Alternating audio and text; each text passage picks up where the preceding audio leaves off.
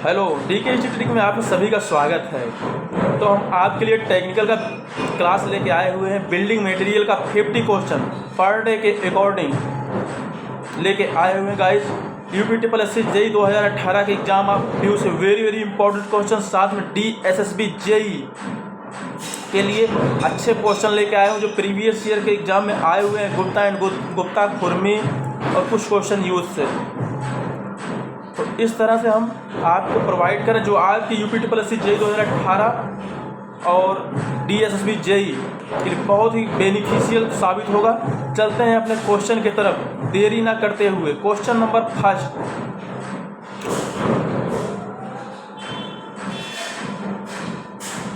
Specific gravity for most of the building stone lies between. अधिकांश भवन पत्थरों का जो स्पेसिफिक ग्रेविटी होता है कितना होता है? 1.5 to 2, 2.0 to 2.5, 2.5 to 3.0, 3.0 to 3.5। तो option number C is right option. अधिकांश जो बिल्डिंग स्टोन होते हैं उनकी स्पेसिफिक ग्रेविटी 2.5 से 3 होता है। मार्बल का स्पेसिफिक ग्रेविटी 2.66 होता है।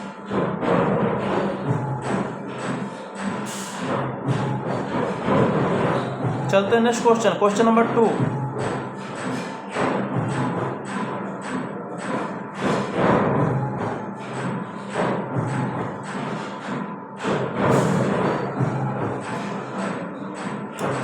For melting 1 ton of cast iron, 1 ton cast iron को मेल्ट करने के लिए हमें किन किन सामग्रियों की जरूरत होती है और कितना होती है?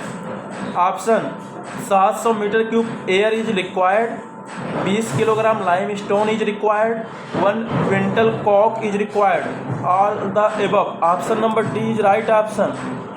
आपको बता दें डियर्स कि 700 मीटर क्यूब यानी कि हमें 1 टन जो है कास्ट आयरन को पिघलाने के लिए हमें 700 मीटर क्यूब हवा की ज़रूरत होती है, 20 किलोग्राम चूने पत्थर की आवश्यकता होती है और 1 क्विंटल हमें कोक की ज़रूरत होती है। कोयला, कोक बोले तो कोयला।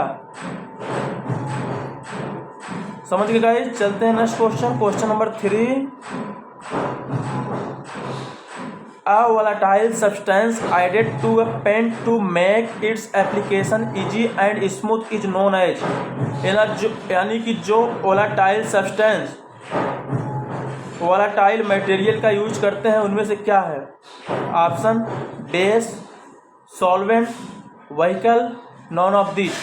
तो option number B is right option, solvent. आपको बता दें सॉल्वेंट का काम क्या है, ये पेंट को पतला करता है और पेंट को सतह पे पड़ने के बाद, सूखने के बाद यह वाष्पित हो जाता है। वोलेटाइल का मतलब यही है कि जो अस्थायी हो और वाष्पित हो जाता है। ये पेंट के पूरे कार्यकाल तक नहीं बना रहता।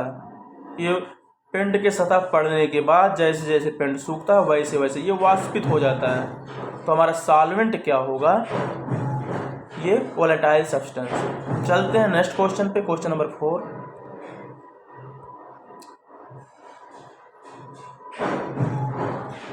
Name the type of cement from the following for canal lining. Canal lining यानी नहरों में स्तरीकरण के लिए हम किस सीमेंट का यूज करते हैं? Option sulphate resisting cement, rapid hardening cement, quick setting cement, pozzolana cement.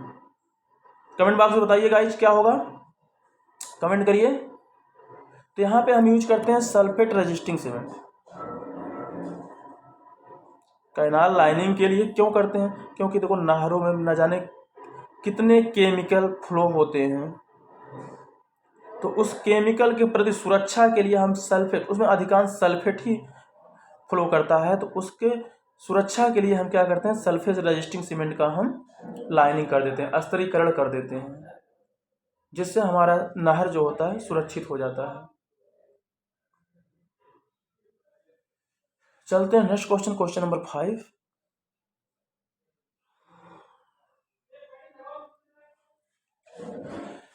Study the following statements.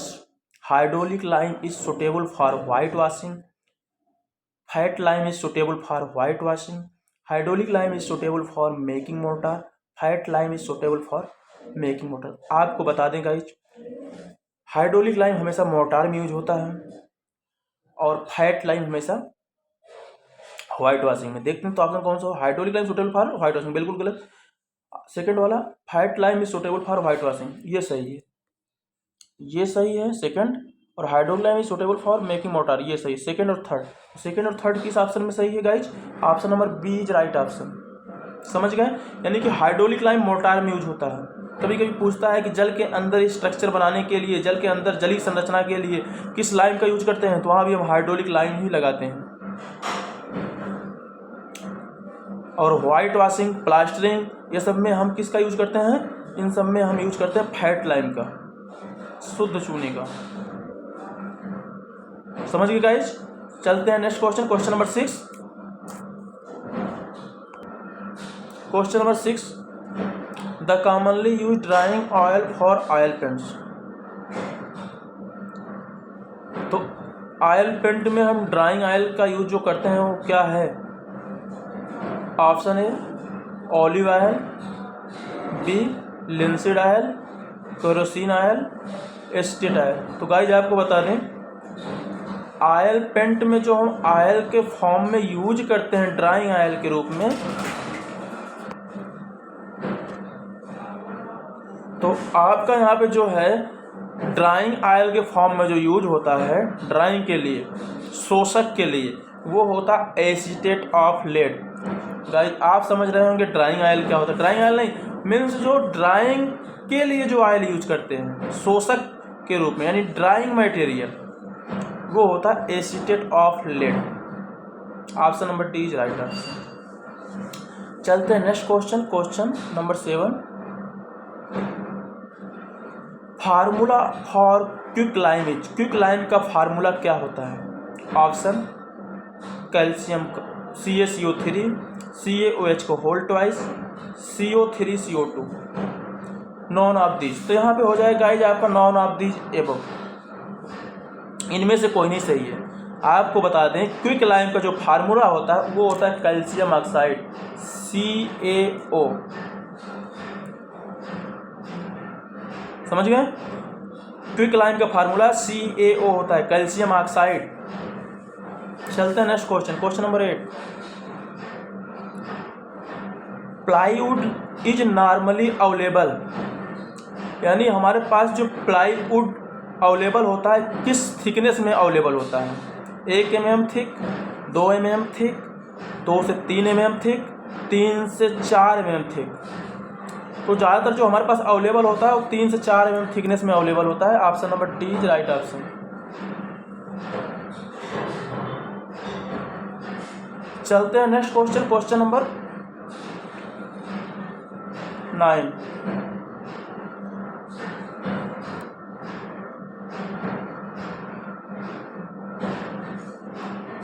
Question number 9 जो है, Smith test of stone is perform to find out, यानी स्मिथ टेस्ट क्यों किया जाता है, the presence of soluble matter of stone, the compressive strength of the stone, the hardness of the stone, the toughness of the stone. Option number A is right option.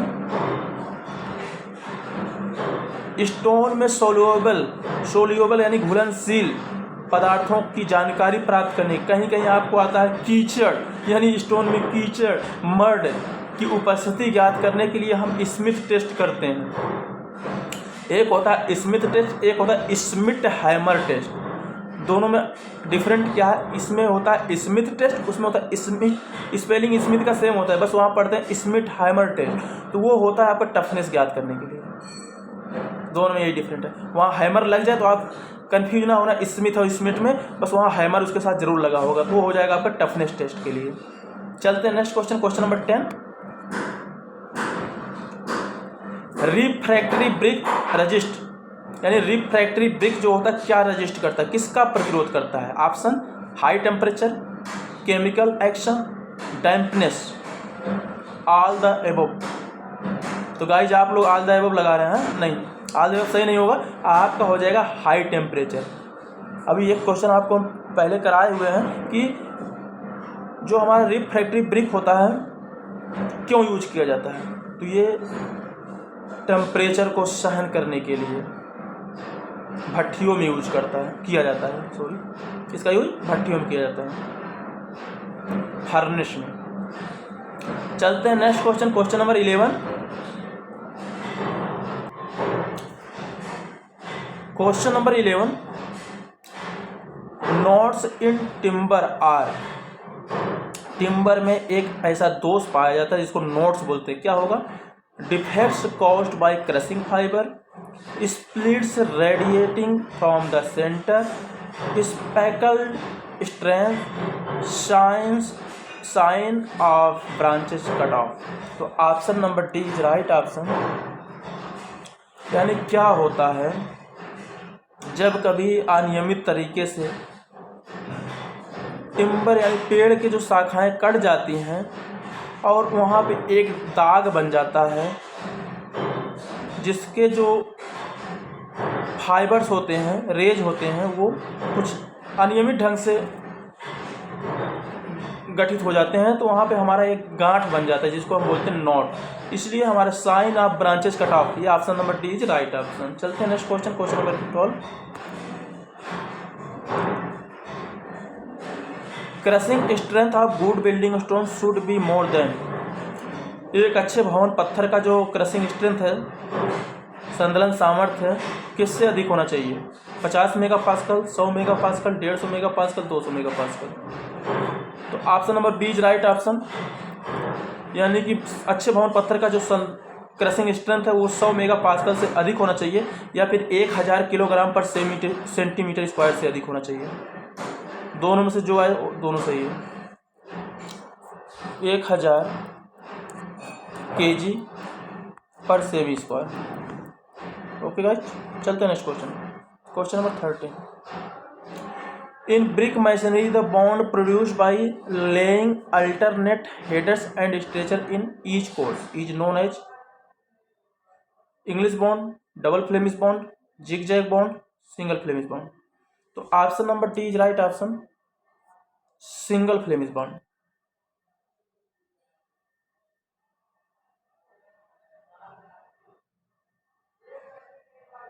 पहले आप समझते हैं क्या होता है, जब एक कोर्स हमारा एक रद्दा हेडर ईट के रूप में रखा जाए और एक रद्दा स्ट्रेचर रूप में रखा जाए तो उसे बोलते हैं इंग्लिश बॉन्ड। और जब प्रत्येक कोर्स में, प्रत्येक रद्दे में एक ईट स्ट्रेचर का, एक ईट हेडर का, फिर एक ईट स्ट्रेचर का, फिर एक ईट हेडर का, तो इसे बोलते हैं फ्लेमिश बॉन्ड। फ्लेमिश बॉन्ड में, सिंगल फ्लेमिश बॉन्ड में क्या होता है,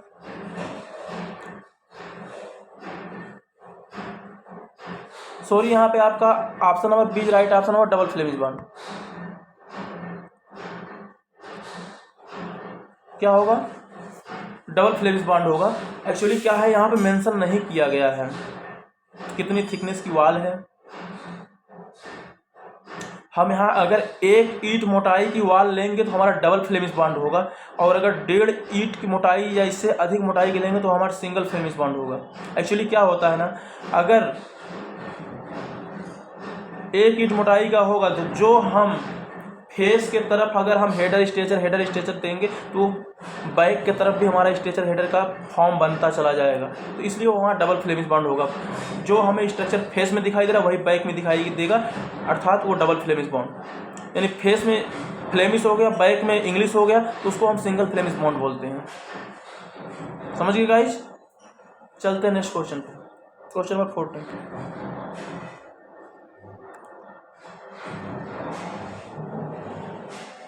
the vehicle use in case of enamel paints is usually. यानी इनेमिल पेंट में कौन सा व्हीकल का यूज करते हैं? व्हीकल बोले तो वाहक, linseed oil, water, वर्निश, none of the above. तो बता दें आपको कि इनेमिल पेंट में हमेशा हम वर्निश को यूज करते हैं व्हीकल के फॉर्म में। अगला question, question number 15। Which one of the following is used for preparing porcelain porcelain को बनाने में हम किसका यूज करते हैं? Option clay, feldspar, quartz, all of these. तो option number D is right option. Porcelain को बनाने में हम क्ले, फेल्डस्पार, क्वार्ट्ज तीनों का यूज करते हैं। चलते हैं next question, question number 16।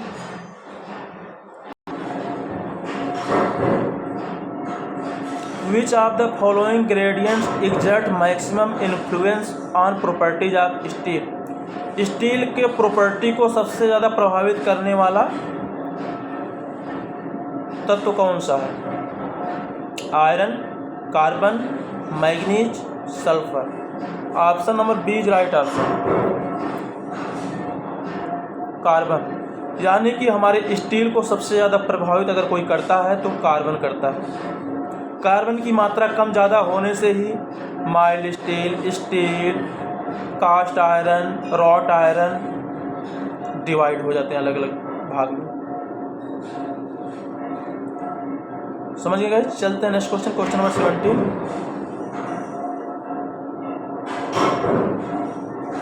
Sewer pipe are made of, यानी जो ये शहरों में देखे होंगे सीवर, तो सीवर में जो पाइप यूज करते हैं वो किस पदार्थ का होता है? Option earthenware, stoneware, refractory clay, all the above. तो गाइस यहाँ पे option number B is right option, stoneware. Sewer में स्टोनवेयर का यूज करते हैं। तो रिफ्रैक्टरी क्ले का यूज कहाँ करते हैं? रिफ्रैक्टरी ब्रिक को बनाने में, जिसका यूज फर्नेस वगैरह में करते हैं। चलते हैं next question, question number 18।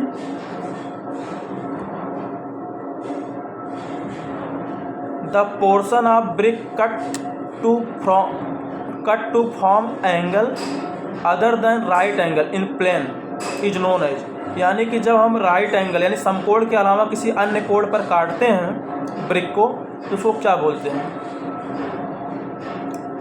Queen closer, king closer, closer, squint brick. तो option number D is right option, squint brick कहते हैं। देखो एक्चुअली क्या होता है, हमारा जो ब्रिक होता है कुछ इस तरह से होता है, अगर देखेंगे आयताकार होता है। अब क्या करेंगे हम, इसको कहीं से भी क्या करेंगे, ये कोना पूरा साफ कर देंगे कुछ इस तरह से, इसी को बोलते हैं स्क्विंट क्लोजर। तो ये वाला कोना जो है आपका एकदम पूरी तरह से ये साफ हो जाएगा, तो ये ब्रिक आपका कुछ ऐसा बचेगा, देख रहे हैं। तो ये हो जाएगा हमारा स्क्विंट क्लोजर। आपको बता दें कि क्वीन क्लोजर क्या होता है, जब इसकी पूरी लंबाई पूरी हो और इसकी थिकनेस भी पूरी हो, बस इसकी चौड़ाई को हाफ कर दिया जाए, तो वहाँ होता है क्वीन क्लोजर। और किंग क्लोजर में क्या होता है,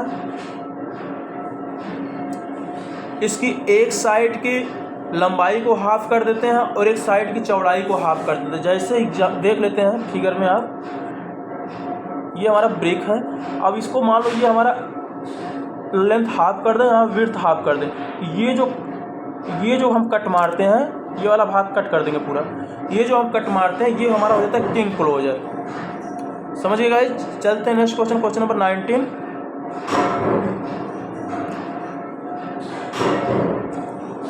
क्वेश्चन नंबर 19, प्लास्टिक। प्लास्टिक क्या है? Is an organic substance, organic substance है, बिल्कुल सही है। कॉन्सिस्ट ऑफ नेचुरल और सिंथेटिक फाइबर, या नेचुरल या सिंथेटिक मतलब या प्राकृतिक या कृत्रिम फाइबर होता है, बिल्कुल सही है। Finished product are rigid and stable at normal temperature, इसमें फिनिश्ड प्रोडक्ट जो यूज होता है वो रिजिड एंड स्टेबल होता है। All the above, option number D is right option. चलते हैं next question, question number 20।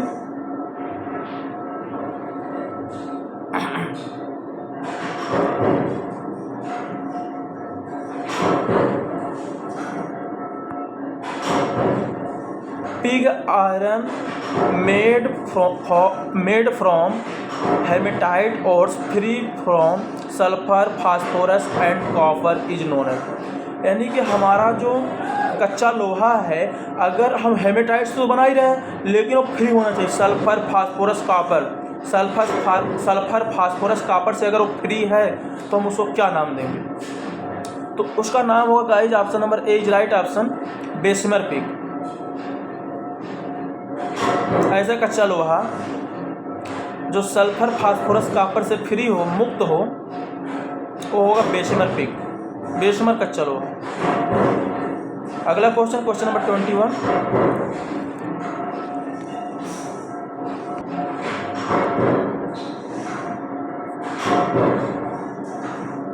Question number 21, glazing of clay product is done, यानी जो ग्लेजिंग करते हैं हम कोई मृदा के प्रोडक्ट पर, पदार्थ पर, उसका क्या बेनिफिट है, एडवांटेज क्या है? टू इम्प्रूव देयर अपीयरेंस, इसकी अपीयरेंस, इसकी दिखावट को इम्प्रूव करने के लिए, ग्रोथ करने के लिए, सही है। B, to protect them from atmospheric effect, यह वायुमंडलीय प्रभावों से प्रतिरोध मतलब वायुमंडलीय प्रभाव का प्रतिरोध करने में मतलब सक्षम बनाने के लिए। C, to protect them from corrosive action, ये संक्षारण के प्रति प्रतिरोध, यानी जंग लगने के प्रति प्रतिरोध में, सॉरी यहाँ जंग कहाँ लगे, मतलब संक्षारण, लॉस होने के प्रति प्रतिरोध उत्पन्न करने के लिए हम ग्लेजिंग करते हैं। यानी आपका 3 के 3 ऑप्शन सही है, तो option number D is right option, all the above.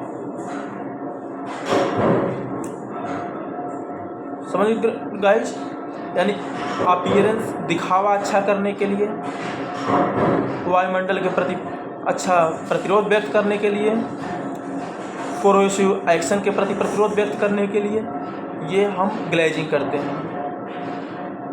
अगला क्वेश्चन, क्वेश्चन नंबर 22, पुट्टी क्या है? Option, made with finely powdered chalk and linseed oil, used for fixing glass panes, softened by solution of pulse ice and quick lime soaked in water। तो option all the above, option number D right option. आपको बता दें guys क्या होता है, putty जो बना होता है हमारा चाक और रॉ लिंसीड ऑयल, चाक और कच्चा अलसी के तेल से मिलाकर बनाते हैं। ऑप्शन नंबर बी, आपने देखा होगा कहीं कहीं खिड़कियों विंडोज में ग्लास लगते हुए देखा होगा, तो उसको जो चिपकाते हैं, साइड में देखते हैं आप एक प्लास्टिक पदार्थ से चिपकाते हैं, तो वही प्लास्टिक पदार्थ जो हमारा होता है, प्लास्टिक पदार्थ बोले तो मिट्टी जैसा दिखता है आपको।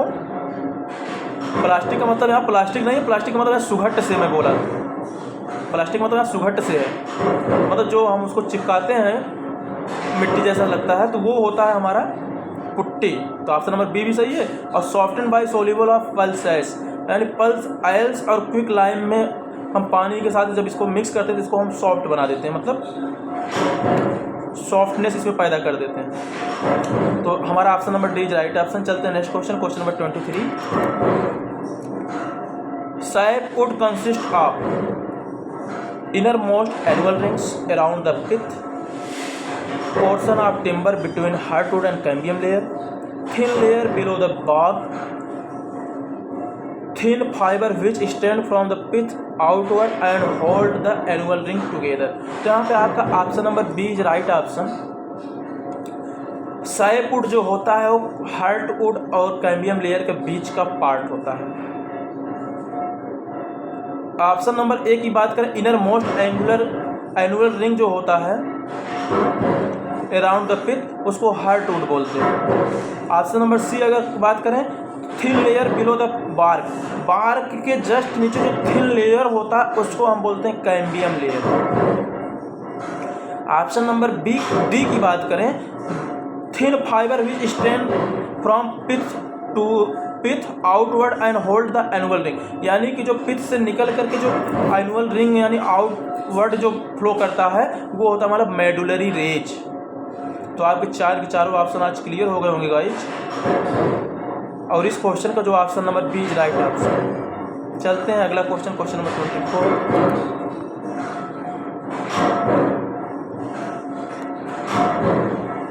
Quartzite is a metamorphic rocks, argillaceous rocks, calcareous rock, siliceous rock. तो यहाँ पे गाइज आपके दो ऑप्शन सही हैं, मेटाफॉर्मिक रॉक्स, सिलीसियस रॉक। तो ध्यान रखना आपके एग्जाम में इस तरह से क्वेश्चन नहीं है, जब भी आएगा quartzite is based on geological classification. जब वो जियोलॉजिकल क्लासिफिकेशन के अकॉर्डिंग पूछेगा तो आपका मेटाफॉर्मिक रॉक्स होगा, और जब पूछेगा केमिकल क्लासिफिकेशन, जब केमिकल क्लासिफिकेशन के आधार पर पूछेगा तो आपका सिलीसियस रॉक होगा। तो आप दोनों ऑप्शन को ध्यान में रखिए, जियोलॉजिकल क्लासिफिकेशन के अकॉर्डिंग हमारा मेटाफॉर्मिक रॉक सही होगा, और केमिकल के आधार पर हमारा सिलीसियस रॉक होगा। समझ गए डियर? चलते हैं next question, question number 25। Queen closer is यानी क्वीन क्लोजर क्या है? Brick laid with its length parallel to the face or direction of wall, brick laid with its breadth parallel to the face or direction of wall, brick having the same length and depth as the other bricks but half the brick with half the width at one end and full width of the other. Option number C is right option. Option number C आपका correct है। Dear क्या होता है, जब हम ईंट को यानी ईंट की लंबाई पूरी हो और उसकी थिकनेस भी पूरी हो, बस उसकी विड्थ जो चौड़ाई हो जाती है हाफ, पूरी लंबाई में जो चौड़ाई होती है वो हाफ हो जाती है, ऐसे ब्रिक को हम क्वीन क्लोजर बोलते हैं। चलते हैं next question, question number 26।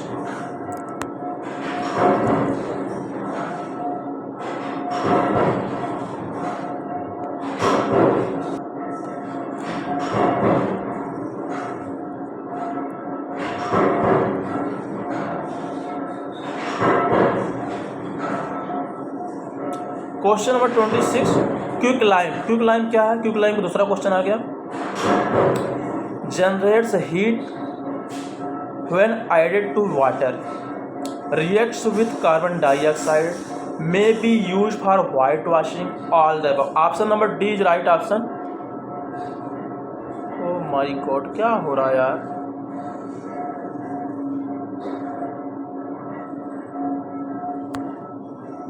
Option number D is right option. Guys पहले एक बात समझते हैं हम, generates heat when add water, जब हम क्विक लाइम को वाटर में हीट मतलब संपर्क में लाते हैं या वाटर में मिक्स करते हैं तो ये क्या होता है, बहुत अधिक मात्रा में हीट उष्मा निकलती है और इसके वॉल्यूम में कम से कम 2 से 2.5 गुना इंक्रीजमेंट आता है, बढ़ोतरी होती है।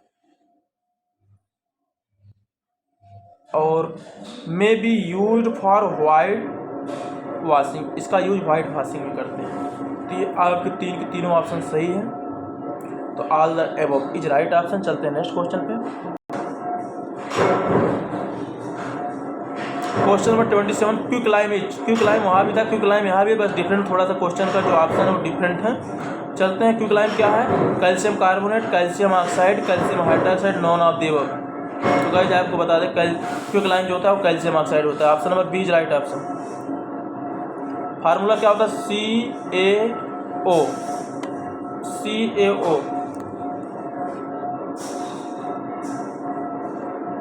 तो क्विक लाइम क्या हो जाएगा आपका? Calcium oxide. Option number B is right option. चलते हैं next question, question number 28।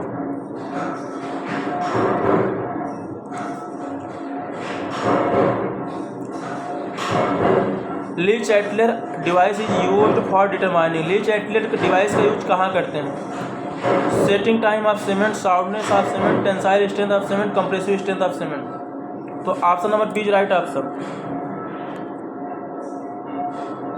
Soundness of cement. तो आपको एक क्वेश्चन और बताना पड़ेगा कि अगर हम ऑर्डिनरी पोर्टलैंड सीमेंट का साउंडनेस टेस्ट करते हैं तो उसमें जो प्रसार होता है कितने से अधिक नहीं होना चाहिए? कमेंट बॉक्स में बताइए प्रसार कितने से अधिक नहीं होना चाहिए। तो यहाँ पे जवाब होगा आपका 10 mm। यानी कभी भी साउंडनेस टेस्ट करते समय OPC सीमेंट का प्रसार 10 mm से अधिक नहीं होना चाहिए। अगर 10 mm से अधिक है समझ लो उसमें फ्री लाइम प्रेजेंट है। चलो चलते हैं next question, question number 29।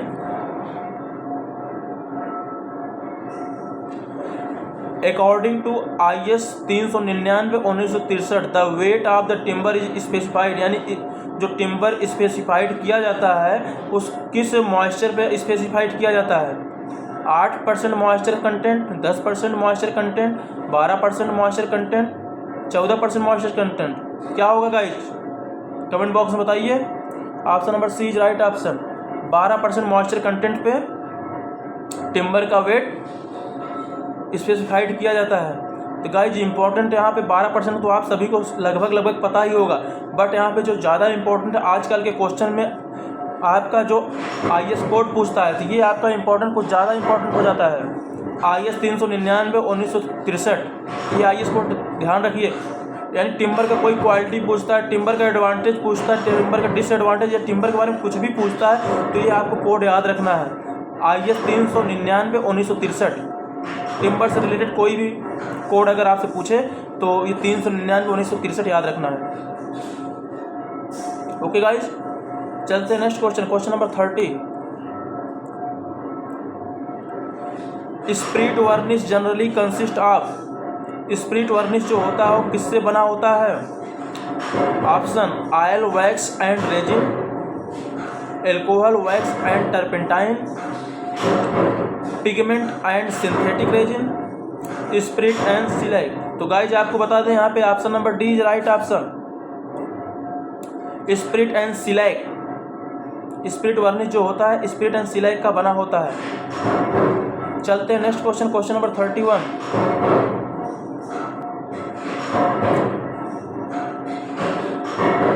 Oil varnish generally consist of, यानी ऑयल वर्निश का घटक क्या है, किससे बने होते हैं?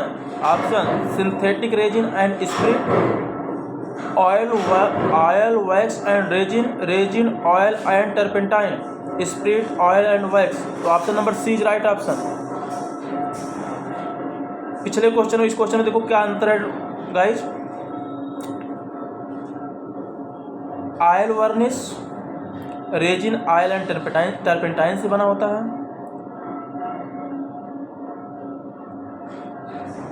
और स्प्रिट वर्निश स्प्रिट एंड सिलाइक से बना होता है। चलते हैं next question, question number 32।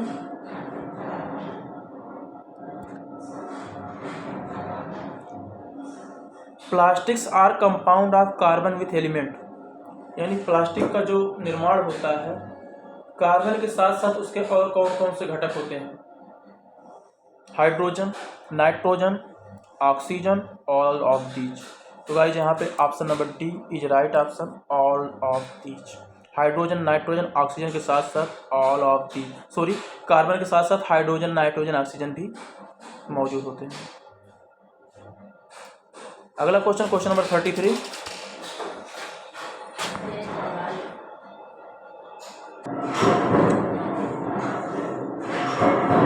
Question number 33, the most commonly used retarder in cement is gypsum, calcium chloride, calcium carbonate, none of the above. Option number A is right option. Gypsum कितना use करते हैं? 3 से 4%। Calcium chloride accelerator के रूप में use होता है, कितना यूज होता है? 1.5 से 2%। गाइस जिप्सम रिटार्डर के रूप में यूज होता है, कैल्शियम क्लोराइड एक्सीलरेशन के रूप में यूज होता है। जिप्सम 3 से 4% और कैल्शियम क्लोराइड 1.5 से 2%। चलते हैं next question, question number 34।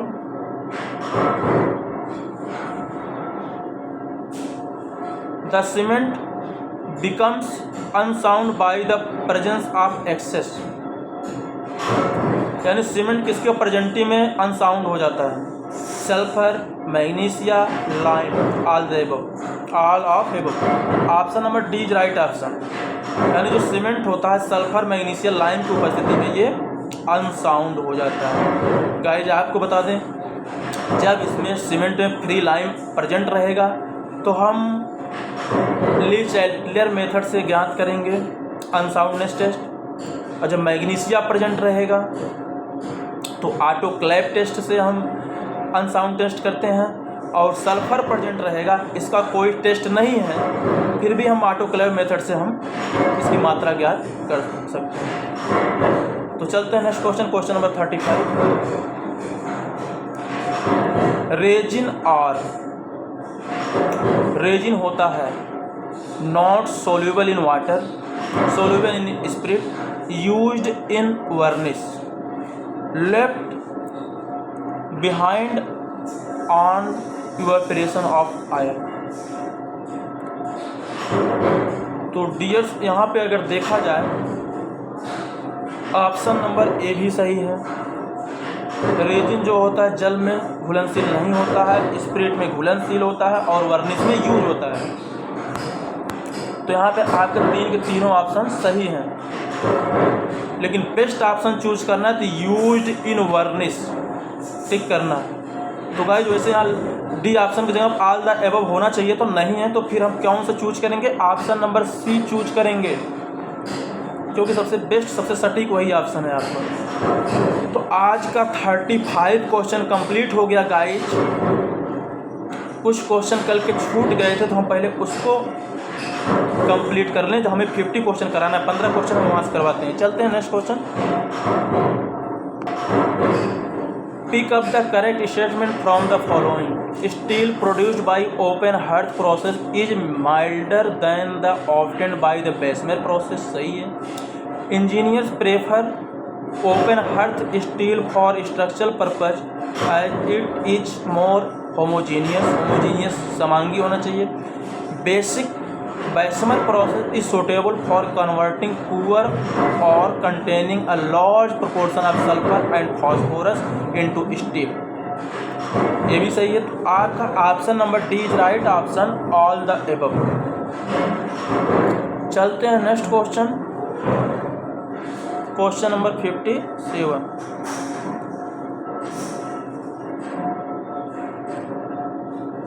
Pick up the correct statement from the following. Styrene resin is produced from ethylene which is made from petroleum. Styrene resin is light in weight. Styrene resin transmit ultraviolet waves of light। Option number D is right option, all the above. Guys आप समझिए, styrene resin जो होता है वो petroleum से बनता है। दूसरा, स्टायरीन रेजिन जो होता है बहुत वेट में हल्का होता है। और third, styrene resin transmit ultraviolet wave of light. Ultraviolet wave light जो होता है स्टायरीन रेजिन को पार कर सकता है, यानी अल्ट्रावायलेट रेज उसके आर पार गुजर सकता है। तो यानी all the above, option number D is right option. अगला question, question number 58। Pick up the compound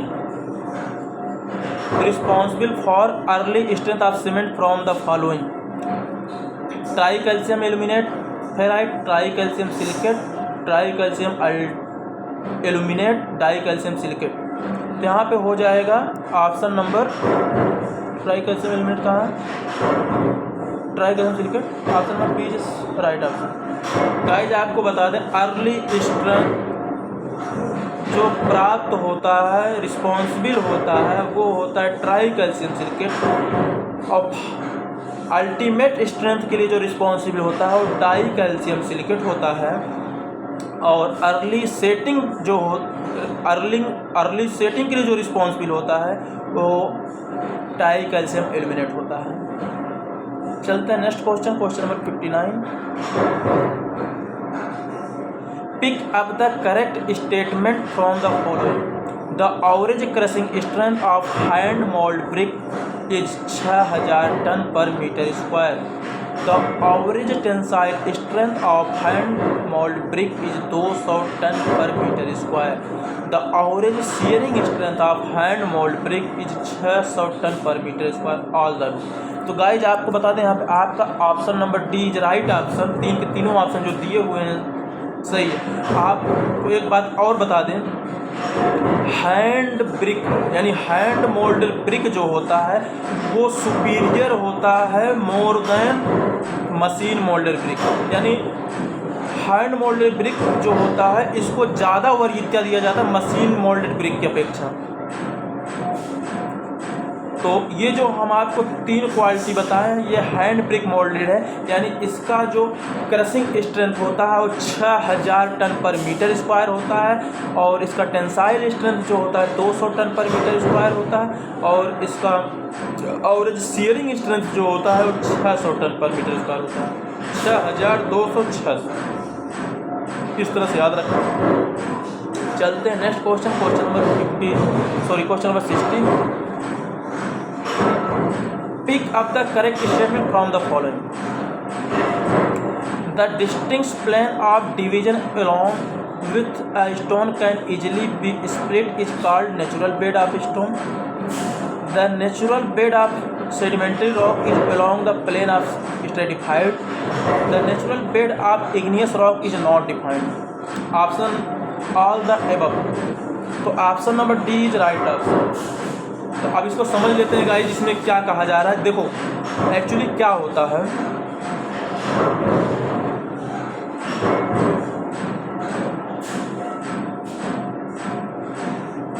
जो चट्टान होते हैं, जो रॉक्स होते हैं, स्प्लिट, अगर हम उसको अलग करना चाहें, जहाँ से हम अलग कर आसानी हो करने में, अगर हम चट्टान को अलग करें काट छाट के और जहाँ से आसानी से वो अलग हो जाए उसी को उसको हम क्या कहते हैं, नेचुरली बेड कहते हैं, यानी उसका प्राकृतिक तल होता है। ऑप्शन नंबर बी की बात करें, सेडिमेंट्री रॉक्स जो होते हैं इनका जो नेचुरली बेड होता है वो एक्चुअल में क्या होता है, प्राकृतिक जो तल होता है स्ट्रेटिफाइड होता है, क्योंकि ये सेडिमेंट्री रॉक बहाव निक्षेपों के द्वारा जमते जाते हैं तो एक स्तर का निर्माण करते हैं। एक स्तर पे जमता है, दूसरा स्तर, दूसरे लेयर पे तीसरा लेयर, चौथा लेयर, ऐसे जमते जाते हैं, वो एक स्ट्रेटिफाइड चट्टान का निर्माण करते हैं। तो स्ट्रेटिफिकेशन के अकॉर्डिंग इनका नेचुरल बेड का पता चलता है। अब बात करें इग्नियस रॉक का नेचुरली बेड का पता नहीं लगाया जा सकता, क्योंकि ये जो चट्टान होते हैं क्रिस्टलीन होते हैं, बहुत अच्छी तरह से गठित होते हैं, और इसमें ये अनस्ट्रेटिफाइड होते हैं, इसलिए यहाँ पे हम नेचुरली बेड प्राकृतिक समतल का पता नहीं लगा सकते। समझ गए गाइस? चलते हैं next question number 65।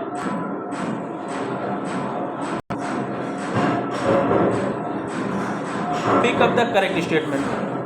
The free water suddenly expand at a temperature lower than 600 degrees centigrade. The limestone resists fire up to 800 degrees centigrade, and at higher temperature it split into calcium oxide and carbon dioxide. The sandstone with silicates resist a fire in a better way. All the above. Option number D is right option. तो guys देखते हैं, जो quartz होता है वो suddenly expand करता है कितने टेम्परेचर पर, 600 डिग्री से कम टेम्परेचर पे ये एक्सपेंड करने लगता है क्वार्टज। और जो लाइम स्टोन होता है वो 800 डिग्री सेंटीग्रेड तक वो फायर को रेजिस्ट कर सकता है। इसके ऊपर जब हमारा टेम्परेचर इंक्रीज होगा 600 डिग्री सेंटीग्रेड तक, तो लाइम स्टोन जो होता है कैल्शियम ऑक्साइड और कार्बन डाइऑक्साइड में टूट जाता है, विघटित हो जाता है। ऑप्शन नंबर सी देखते हैं, sand stone with silicate resist a fire.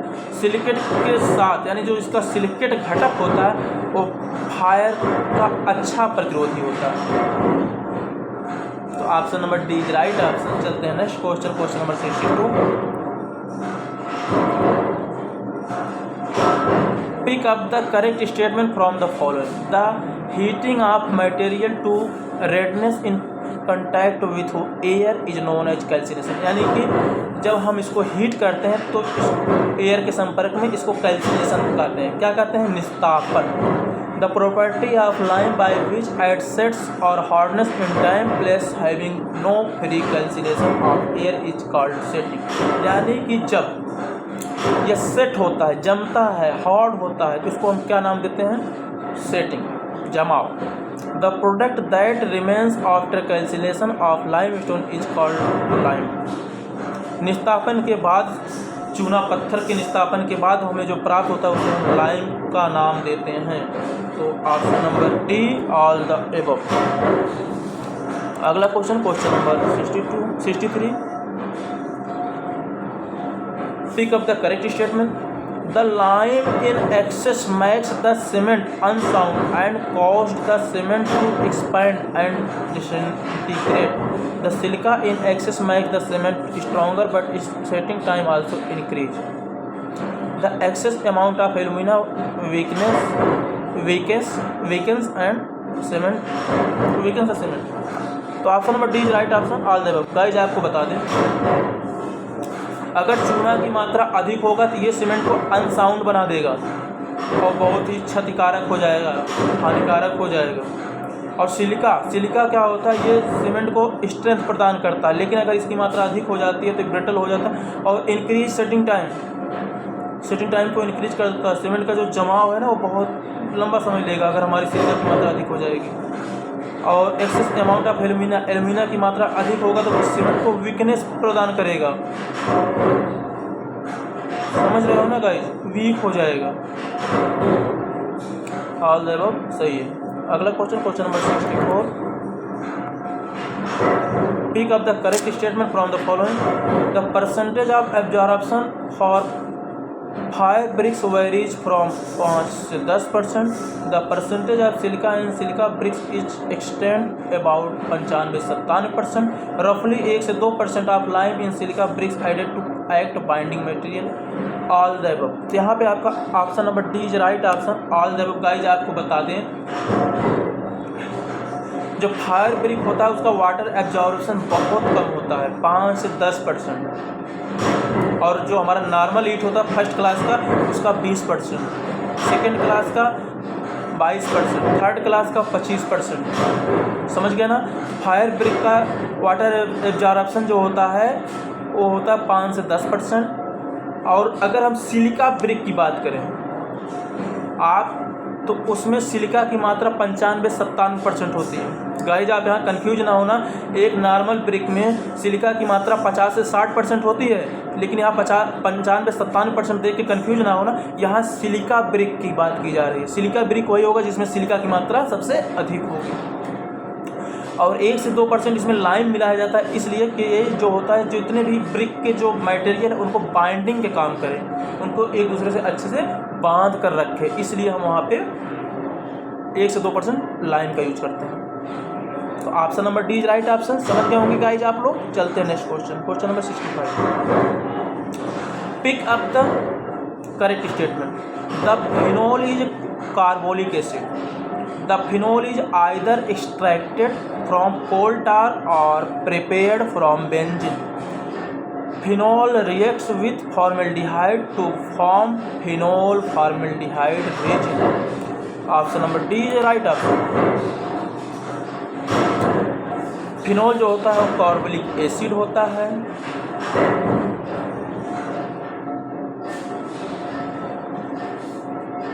अगला question number 66। Pick up the correct statement from the following. The plastic bottles are made by the process of boiling. यानी जो प्लास्टिक का बॉटल बनाते हैं वो boiling process से बनाते हैं। बिल्कुल सही, सॉरी बॉयलिंग नहीं, ब्लोइंग का मतलब क्या होता है, जैसे प्लास्टिक मटेरियल होता है उनका एक फवारे टाइप में बौछार लगाना, उसे कहते हैं ब्लो करना। The application of thermosetting resin on sheets of paper is called laminating process। यानी जो थर्मोसेटिंग रेजिन से हम शीट का निर्माण करते हैं उन्हें हम कहते हैं लैमिनेटिंग प्रोसेस। ये भी सही है। The plastic articles made by placing raw material in the desired mould is known as moulding process. यानी जो प्लास्टिक आर्टिकल्स का जो निर्माण होता है रॉ मटेरियल से डिजायर्ड मोल्ड के द्वारा, डिजायर्ड मोल्ड में, उसको क्या बोलते हैं, मोल्डिंग प्रोसेस। तो यहाँ पे आपके option number D is right option. जो तीन के तीनों ऑप्शन आपके बिल्कुल सही थे। चलते हैं next question number 67. Pick up the correct statement from the following. The plywood do not split or crack due to change in temperature. Sorry, atmosphere. The commercial plywood are available up to 150 centimeter wide and up to 300 centimeter long. The plywood possesses uniform tensile strength in all directions. तो यहाँ पे guys आपका all the above option सही है, option number D is right option. Guys क्या होता है ना, एटमॉस्फेयर परिवर्तन से प्लाईवुड के माप में कोई क्रैकिंग या स्प्लिट नहीं होता है। क्यों नहीं होता है? क्योंकि ये क्या होते हैं, इनकी जो रेज होते हैं एक दूसरे के समकोण पर लगाए जाते हैं, जिससे कि इनमें मौसम का परिवर्तन का कोई प्रभाव खास तौर पर नहीं पड़ता। और दूसरा द कमर्शियल यूज की लिए जो प्लाईवुड होते हैं वो कम लगभग होते हैं 150 सेंटीमीटर चौड़े और 300 सेंटीमीटर लंबे होते हैं, 150 बाई 300। और the plywood possesses uniform tensile strength in all direction. और ये यूनिफॉर्म यानी टेंसाइल स्ट्रेंथ जो उसको होते हैं समान रूप से होते हैं सभी दिशा में। क्यों होते हैं? क्योंकि ये समकोण पर इनके देखो एक लेयर जो होता है इधर, फिर दूसरा इसके समकोण पर, तीसरा फिर उसके समकोण, इस तरह से इसको प्रोवाइड करते हैं जिससे इसकी टेंसाइल स्ट्रेंथ ऑल डायरेक्शन में समान होते हैं, इक्वल होते हैं। समझिए गाइस, चलते हैं नेक्स्ट क्वेश्चन पे। Question number 68। Pick up the correct statement from the following. The substance which consists of one primary chemical is known as monomer. ऐसा पदार्थ जिसमें केवल एक केमिकल पदार्थ हो, एक ही केमिकल सब्स्टिट्यूएंट हो, उसे बोलते हैं monomer. Very good. The polymer consists of thousands of monomers joined together. The polymer molecule is called micromolecule. Option number D right option. तो थोड़ा सा हम समझ लेते हैं। ऐसा सब्सटेंस, ऐसा पदार्थ जिसमें केवल प्राइमरी केमिकल के रूप में एक ही केमिकल यूज होता है, उसे मोनोमर बोलते हैं। और जब यही कई सारे हजारों मोनोमर मिल करके ये पॉलीमर का निर्माण करते हैं, यानी जब एक से अधिक मोनोमर प्रेजेंट हों एक साथ, उसे बोलेंगे पॉलीमर, मोनोमर पॉलीमर। इसके बाद पॉलीमर मॉलिक्यूल को हम माइक्रो मॉलिक्यूल बोलते हैं। ध्यान रखना, पॉलीमर मॉलिक्यूल को हम माइक्रो मॉलिक्यूल। यहाँ पे आपकी बहुत ही इंपॉर्टेंट है तीनों के तीनों पॉइंट, नोट करना इस पॉइंट को। आपके एग्जाम में अलग से इसको दे देगा, फिर आप वहीं कंफ्यूज हैं। यहाँ तो ऑल द अबव सही है, ऑल द अबव दे दिए तो ऑल द अबव लगा दिया, लेकिन वहाँ पे आपको अलग से एक पॉइंट के बारे में पूछ लिया, तो ये आपके लिए फ़ायदेमंद होगा अगर इस पॉइंट को आप नोट कर लेंगे अलग अलग। तो चलते हैं next question, question number 69। Pick up the correct statement from the following. The theory of formation of concrete is based on the phenomena of formation of voids. The bulking of sand is taken into account while volumetric proportion of the aggregate. The dry sand and the sand completely flowed with water have particularly the same volume. All the above. Option number D is right option. यहाँ पे guys आपका option number D is right option, all the above. थोड़ा इसको समझ लेते हैं ये क्या होता है। पहले ऑप्शन नंबर सी देखिए,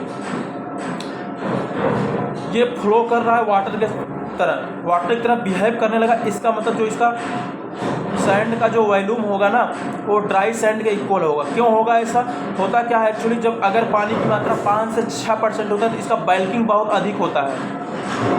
जब इसमें मॉइस्चर 5 से 6% होता है तो बल्किंग इसका लगभग 30 से 35% हो जाता है। 35 कहीं 50% भी दिया होता है तो 30 से 35% इसका बल्किंग हो जाएगा। एक्चुअली क्या होता है, जब वही पानी का मात्रा जब बढ़ता चला जाता है तो एक समय ऐसा आता है इसका बल्किंग 5 से 6% के बाद जैसे ही मॉइस्चर इंक्रीज होगा तो इसका बल्किंग डिक्रीज होना स्टार्ट हो जाएगा।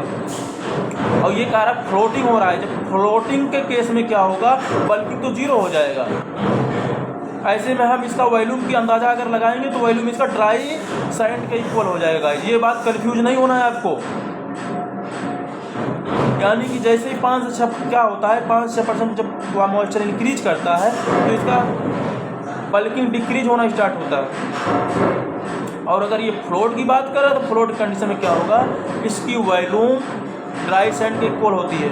मैंने बताया ना, तो वहाँ पे बल्किंग जब डिक्रीज होगा तो इसका वॉल्यूम डिक्रीज होना स्टार्ट हो जाएगा। और ऑप्शन नंबर बी की बात करें, अगर हम बल्किंग वहीं कंसीडर करेंगे जब हम मटेरियल को वॉल्यूम में मेजर करेंगे। समझ रहे हैं? अगर हम वेट में मेजर करेंगे तो हम बल्किंग का कोई प्रभाव वहाँ पे ध्यान में नहीं रखेंगे। इस तरह से ये option number D is right answer. चलते हैं नेक्स्ट क्वेश्चन, क्वेश्चन नंबर 17 और आज का शायद लास्ट क्वेश्चन है। Pick up the synthetic resin from the following. Synthetic resin जो प्राप्त करते हैं वो किसके द्वारा प्राप्त करते हैं? Urea resin, phenolic resin, resorcinol resin. Option number D is right option, all the above. तो गाइस आपको बता दें, जो सिंथेटिक रेजिन यानी कृत्रिम रेजिन, कृत्रिम आर्टिफिशियल रेजिन बनाते हैं, urea resin, phenolic resin, resorcinol resin के अकॉर्डिंग बनाते हैं। तो यहाँ पे हमारा ये क्वेश्चन कंप्लीट होता। आज हम टोटल 50 क्वेश्चन कंप्लीट कर दिए। आज ये आपकी UPSSC JEE 2018 और DSSB JEE के लिए काफ़ी इम्पोर्टेंट क्वेश्चन थे। और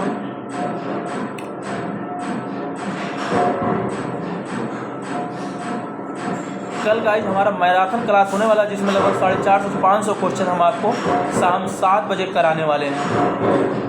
शाम 7 बजे हमारा मैराथन क्लास रहेगा गाइज, उसमें शामिल होना ना भूलिए। जो आप पूरा रिवीजन कम से कम समय में हम आपको 450 से 500 क्वेश्चन कराने वाले हैं। जो आपका वो भी बिल्डिंग मटेरियल का मैराथन क्लास चलेगा कल शाम 7 बजे से। ओके गाइज, हमारे साथ बने रहने के लिए थैंक यू सो मच। अगर हमारा वीडियो अच्छा लगा तो प्लीज़ हमारे वीडियो को लाइक करना। हमारे चैनल में अभी तक सब्सक्राइब नहीं किए हैं तो हमारे चैनल को सब्सक्राइब कर लेना गाइज। ओके।